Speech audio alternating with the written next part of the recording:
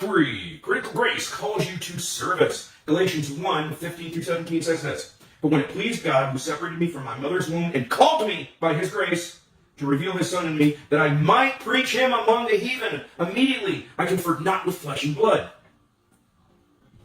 I might preach him among the heathen. I am called. Paul said this, that God called him by his grace, that I might preach him among the heathen. And listen to this. Immediately I conferred not with flesh and blood. I didn't even listen to what my body wanted to do. I didn't listen to the sin nature that's living in this flesh. I immediately submitted to the call. Grace enables acceptable service. Hebrews 12:28. Wherefore, we receiving a kingdom which cannot be moved, let us have grace, whereby we may serve God acceptably with reverence and godly fear. Not only acceptable service, but service with reverence and godly fear. Not terror, but knowledge that God is the one in charge. Reverence. Grace enables acceptable service. Grace also enables reasonable service. Romans 12, 1 and 2. I beseech you, therefore, brethren, by the mercies of God, that you present your bodies a living sacrifice, holy, acceptable unto God, which is your reasonable service. One of the mercies of God extended to his people is his grace. What is this that God calls reasonable? Present your bodies a holy, acceptable, living sacrifice. I'm saved. I've already done this. Galatians 5:24. And they that are Christ's have crucified the flesh with the affections and lusts. To the end that we don't serve sin. Romans 6:6. Knowing this, that our old man is crucified with him, that the body of sin might be destroyed, that henceforth we should not serve sin. And to the end that we are dead to the world. Galatians 6:14. But God forbid that I should glory, save in the cross of our Lord Jesus Christ, by whom the world is crucified unto me, and I unto the world. And to the end that Christ lives in us. Galatians 2:20. I am crucified with Christ. Nevertheless I live, yet not I, but Christ liveth in me. We have a grace that provides acceptable service. We have a grace that enables reasonable service. And we have a grace that enables powerful service. Ephesians 3:7. Whereof I was made a minister according to the gift of the grace of God given unto me by the effectual working of his power. We also have a grace that enables abundant service.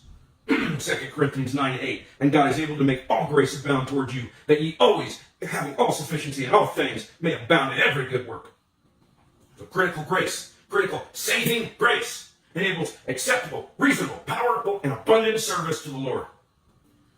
It's because God's grace works within you, causing your very service. 1 Corinthians 15:10. But by the grace of God I am what I am.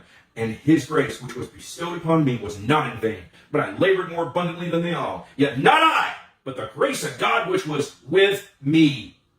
The grace of God was what was at work in and through the Apostle Paul. And it's the same with us.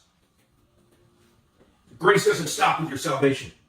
And what kind of service? Well, first of all, we already talked about the service of avoiding sin. We have service in prayer. Zechariah 12:10 refers to the spirit of grace and supplications. Supplications are earnest and humble requests made in prayer to God.